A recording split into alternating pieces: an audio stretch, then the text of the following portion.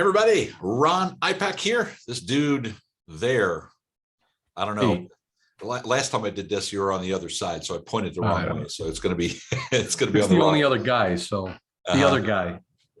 Exactly. So, oh man, You're getting that echo again. I did it again. Exactly. So there we go. I'm going to learn that I need to mute the Facebook side of this thing so we're not getting all screwy. Anyway, that's two really professional starts here. Anyway, Ron Ipach, Gerry Frank, the other dude.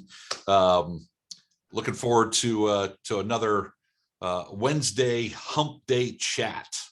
Yeah, At least that's what we're going to call it right now. I think Hump about day. that camel, right? It's hump day, baby. Welcome to hump day. Yeah, welcome to hump day. I don't know. All right, yeah, so here we are, Wednesday. Have a ton of stuff to go through today. Two quick announcements, real quick. For those of you that signed up for the early bird Black Friday sale for what we got going on in Maverick Shop Owners, check your email. Just sent out early access. You're going to really love being part of the early access.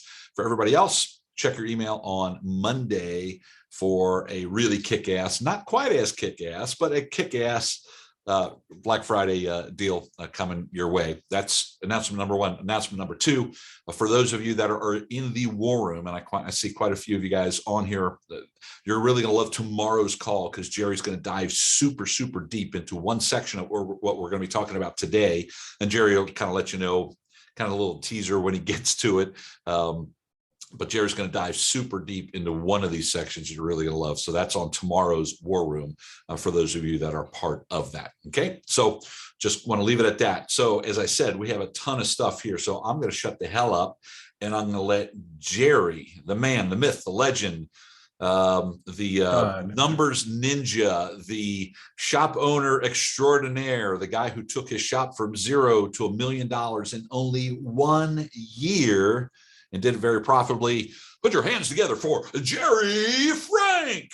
Boy, what kind of introduction? What kind of introduction is that? Wow, I feel like I really gotta knock it out of the park now, and that's exactly what I'm going to do. Yeah, I'm going to go right into it. Right. So what I wanted to talk a little bit about is the importance of keeping score. When you think about business, it's kind of like a game.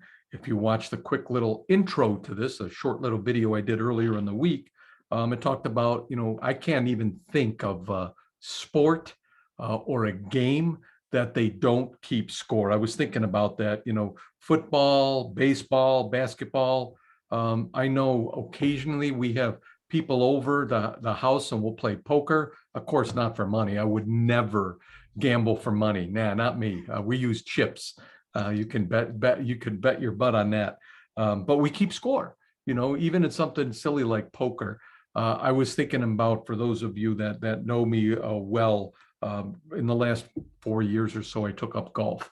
And if you never golfed before, it's a really tough game. And I kept score in that. And I didn't want to keep score because it was pretty embarrassing. But how do you know if you're getting better if you don't keep score? So just an interesting point on that. The times I go out and golf with my dad doesn't want to keep score because he's in the mid-80s. He doesn't want to feel bad about it. He doesn't keep score. I don't keep score. And I have some of the worst games of my life because I'm not keeping score. Without that score, I'm way off the reservation. I'm outside the guardrails. I'm just doing stupid shots and everything. So it's a totally different game. It's a worthless game without keeping score, in my opinion. Yeah. And I've been having, like I say, I'm a newbie when it comes to golf. So for all of you folks that I can see with all of these golf names, you could tell, I was in the 115s, high 1-teens a couple of years ago, and now I'm jazzed up because I'm in the low 90s. It's like I can't wait to break 80. But if you weren't keeping score, you'd have no idea. So think about that. Even if you're a horrible golfer like me, or you suck at whatever you're doing, it's important. There's a magic about keeping score in anything you need to do, because you're always going to get better. The goal is to see where you're at and where you're going.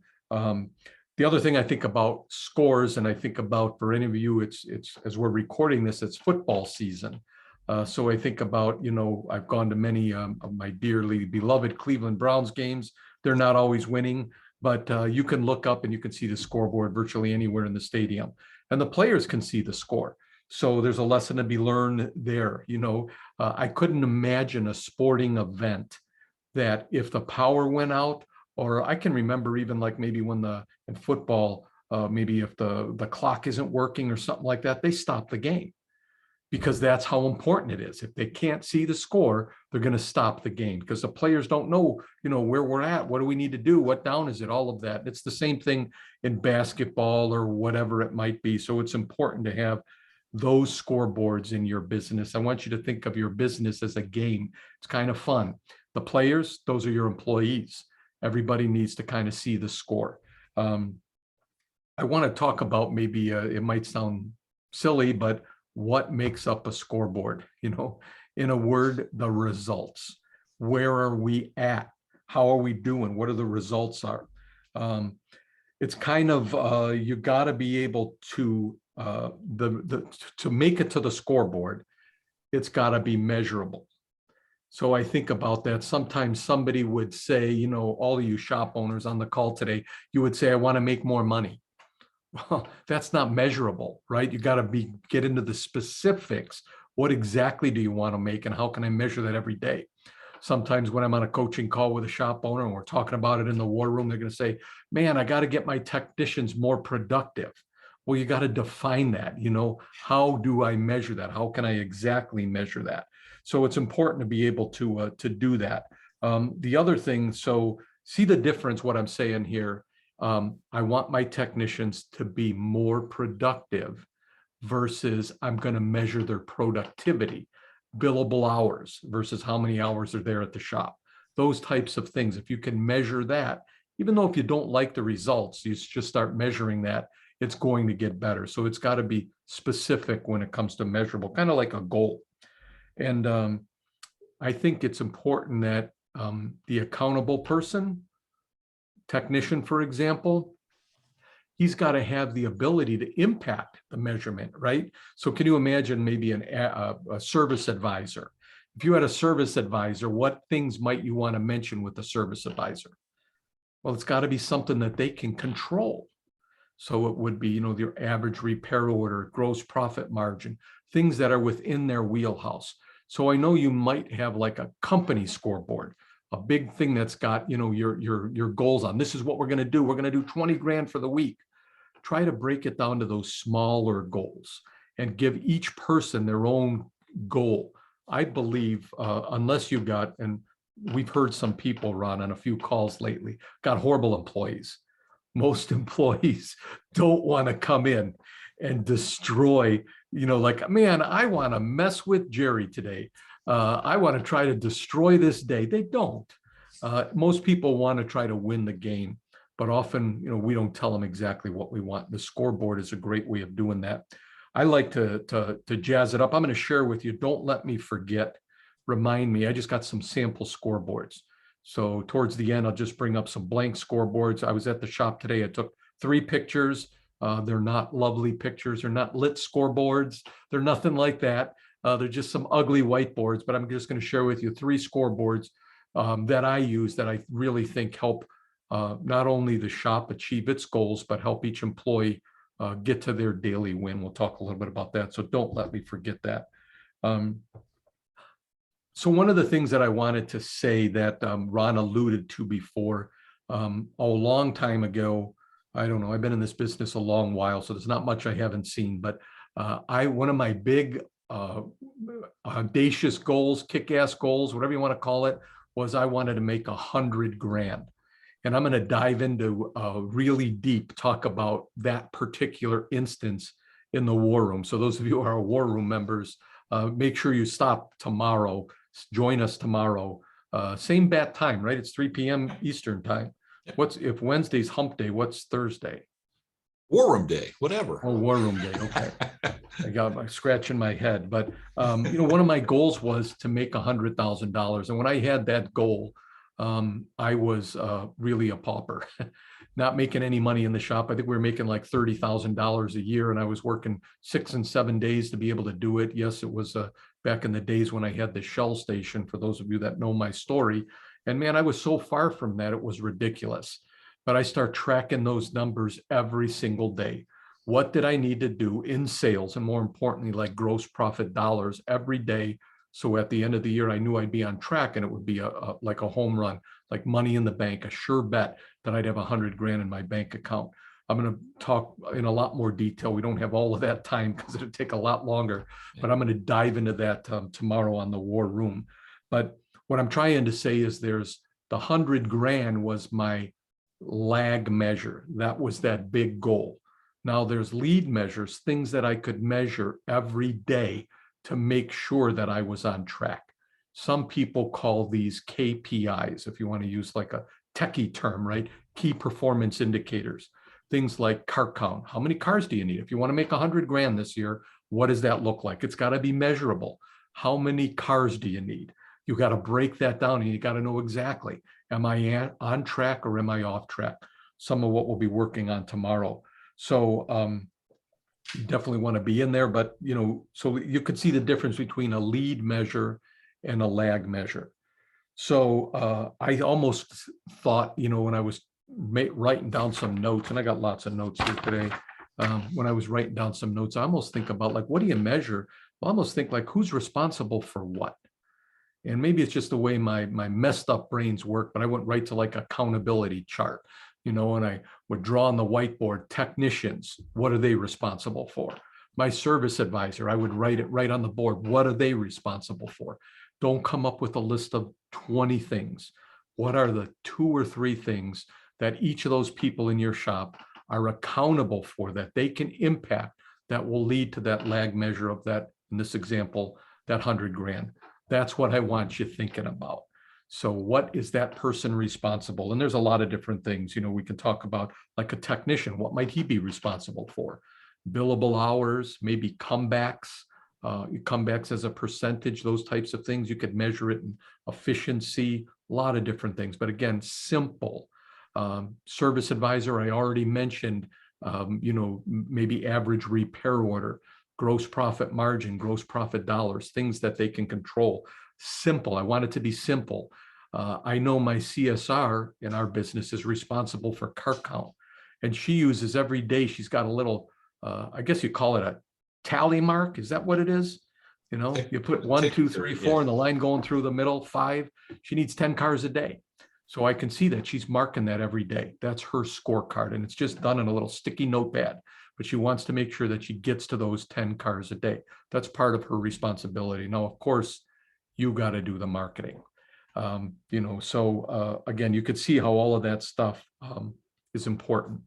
Can I jump in? Because I don't want you to lose your train of thought here, but I think it's important that we point out that, like you mentioned, you wanted to get to $100,000. So, that's what's going to happen by the end of the year. And so that's your goal.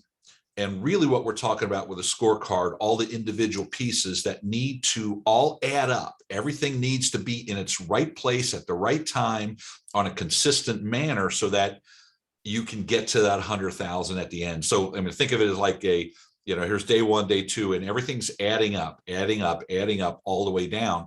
But what you don't want to be victim to, and what a lot of people do, is at the end of the year, they look back and say, what the hell happened? How come I didn't get here? So what this is every day, there's your tally sheet. Did we hit, did Grumpy Bill in the back that you talk about, your tech, did Grumpy Bill hit his billable hours today? Did your customer service rep, did she book enough appointments that were coming in? Was the service advisor's average ticket where it needed to be? So that day was a win. So you check mark, this is a win. We hit our numbers there. And in order to get to that 100,000 or whatever your goal is, we have to have enough of those wins in that column so it all adds up to what you're really looking for. So really what we're doing is we're piecing together a kick-ass year with this scoreboard. But the scoreboard, we got to figure out, what does that daily win look like for your shop? Yep. I hope that kind of clarifies it a little bit. Yeah. Thank you for, I get jazzed up, and I just keep going. And I want to make it easy. So, some of the things that I've learned, The person responsible for like the service advisor, let's just say those numbers that we talked about, average ticket, gross profit margin, those types of things. I want to make sure the service advisor is recording them. A mistake we make sometimes as business owners is we know what the score is. I had a good day yesterday, I had a crappy day yesterday. We're behind, to making, if your goal is $50,000 a month, you might know exactly what it is. If it's $100,000 a month, you should know what it is. A lot of times I talk to folks and I ask them, hey, how was your October? How was your July, whatever it is? And they don't know. What was your average ticket? I don't know. Did we win or lose? I don't know. You got to know that stuff. So a way that I try to get everybody on board, make it really simple. Again, if you looked at that scoreboard in the stadium or at the arena, you'd be able to just look at 3 or 4 numbers and quickly see if you're winning or if you're losing. I use colored markers. So if we hit the goal, let's just say your average sales goal is, $4,000 today. If we hit it, it's going to be a green marker that we're going to write it in. And again, the service advisor would be the one writing that because that's one of the things he's responsible. If we didn't get it, it's red. So everybody can kind of see that. I like to use those colors. It makes it simple, real simple to use. So there's the team, and then there's individuals. And I said, make sure the scorecard is simple. So I don't know, I'm not a crazy sports fanatic for everything, but they've got stats on everything. That's the coach's scoreboard. The people exactly what were all of these different results that all added up, and it was complex. And you can read all about that on ESPN, how many first downs, time of possessions, if you're talking football, all of that stuff might be important, but it's not important during the game. Think of those few things that are important. One of the things I say, so I think about the reasons why somebody wouldn't want to keep score. What's the downside to a scorecard, a scoreboard, whatever you want to say it? Well, the only thing that I can think of is a lot of times I'll hear, I don't want to bid one person against another person, right? Competition isn't good. What if you got one technician that's always kicking the other technician's butt? I got one guy that's billing 45 hours and the other guy's always billing 40. And he might be upset about it. I'm saying, forget about it. Healthy, that's healthy. How do I get better? To quote one of the great philosophers of all time, Ricky Bobby, he said, right, if you're not first, you're last. So that's a healthy competition. I remember, I don't know what book it was. I think it was maybe in Think and Grow Rich. If I'm not mistaken, if you haven't read that book, you should. Napoleon Hill, one of the great business books of all time, Think and Grow Rich. But they sat down and talked with Henry Ford, who was the father of the assembly line. And when he first started building the assembly line, he couldn't get anything done. The cars were taking too long to go out the door. He was hoping they'd get 30 cars out a day, and they're only doing 10. And he did one thing with a piece of chalk that changed his company.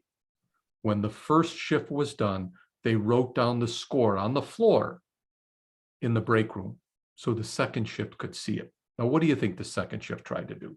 They tried to up it by 1. So, that's a healthy scoreboard. So nobody likes, cutthroat competitive. We're not standing over people, but everybody kind of needs to know, just like my golf game, how do you know if you're getting better, if you're not keeping score? I like to think about it almost as a daily win. Ron mentioned, did we hit our numbers? Did we not hit our numbers? I can remember going into, maybe if I want to bore people tomorrow in the war room, I'll find that old Excel spreadsheet that I had, and it had $100,000, what I needed to do in sales. And, I tracked it every day. It's like, darn, I'm $6,000 off from where I need to be at the end of this month. I got to make it up. But you just find a way to do it. I don't know if that's subliminal programming. It just happens when you start doing that. So just like before we get, I would you asked me to remind you, you got those great pictures of what scoreboards are, because I want to make sure before we wrap things up. And then I got a real good comparison between really what we're talking about. Since we started out with sports metaphors in the very beginning, I got one more thing I want to share by the end of the call, which is coming up real soon. So because we try to keep these around 20 minutes every week, we're going to be doing this. about 20 minutes, sometimes a little bit longer, sometimes a little bit less, but just we want to be aware of your time because you are spending your time here watching this video, either recorded or live. So Jerry, you have those to throw up? Yep, right here. Let me know that you can see them. I'm kind of, I'm going to start with this one. Can you, did it go away? No, I just still have the scorecard. I don't have the picture, actual picture. So all right, I'm going to do it. I'm going to do it a weird way. Sorry, can I do it? How about that?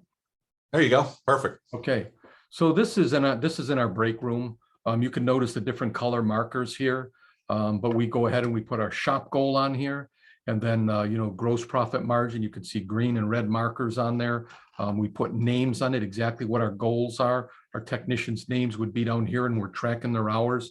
And we kind of look at this every day, every week. Are we on track or are we off track? I'm going to share another one with you real quick.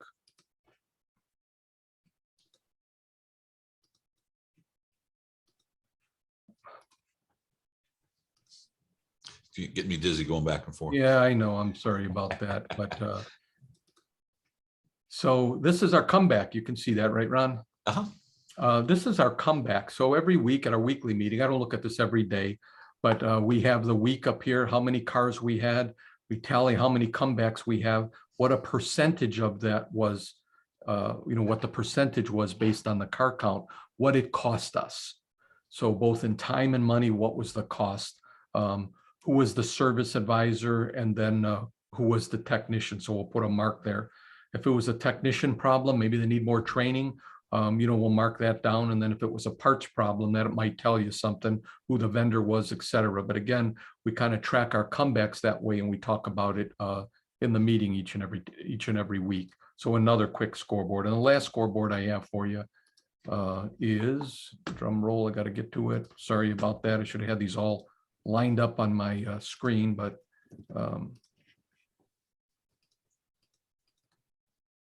hopefully you can see that. That's a little messy one, but again, it doesn't have to be anything fancy. These are our billable hours. So we have our goals or whatever. The one technician's goal is 40, 30, and I got an entry-level guy and his is 20. So our goal is to bill 90 hours a week, and then they keep track of their goals. At the end of every day, each technician's responsible for marking down their hours. And again, you know, when you start at this and you're going to say, hey, I want my technician to bill 40 hours, they may be a long ways away, 50 hours, whatever the number is in your shop. We're talking with the technician in our Maverick program that yesterday on the call, he told me he billed 80 hours last week. One guy, 80 hours. Wow. Blows me away, but yeah. That competition's good. So oh yeah, whoever he's competing against is good. Uphill battle. Yeah, I wanted to kind of explain kind of the difference between the way most people do things and the way Jerry and we prefer you do these things, you know, with the scoreboard. So since we talked about sports analogies in the very beginning, so it's the difference between ice hockey and figure skating. Okay, so you've watched figure skating before, no doubt, during the Olympics or whatever. And they're out there, they're dancing, flipping, spinning, doing all that kind of stuff, doing all that work and everything. And then when they're totally done with their performance, they take off their skates, they go sit in that booth, and then they sit and wait and sit and wait and sit and wait. And then their score comes up on the screen. Now, is there anything that they can do at that point other than bitch, piss, and moan about their score? No, their score is their score. They completed all the work, and then they get their score. Does it sound familiar to you? Okay, because that's the way most shop owners, most business owners, you know, quite frankly, do it. They work, do. And at the end of the year, they sit and wait. They give all the stuff to their accountant. They wait and wait and wait and wait. And all of a sudden, the scorecard comes in. In other words, their taxes, their books. Then they find out how much money they made. Okay, is there anything you can go and do and to fix that at that point? No, you can't go backwards. Maybe some creative accounting, you know, but, you know, we're talking legal things. Now, the difference is with that, what we want to do is we want to play, let's say, ice hockey. Same rink, same arena, same everything, except you're out there and you see that scorecard and you know how much time's left, excuse me, you know what the current score is. Are you ahead? Are you behind? Are you tied? In other words, are you on track? And if you're behind, what do? Well, you can do something about that. You play more offense, you get more cars coming in, you do a better job selling, you do better inspections, yada, yada, yada. Those things to bring your numbers up. If you're ahead, well, now you got a choice.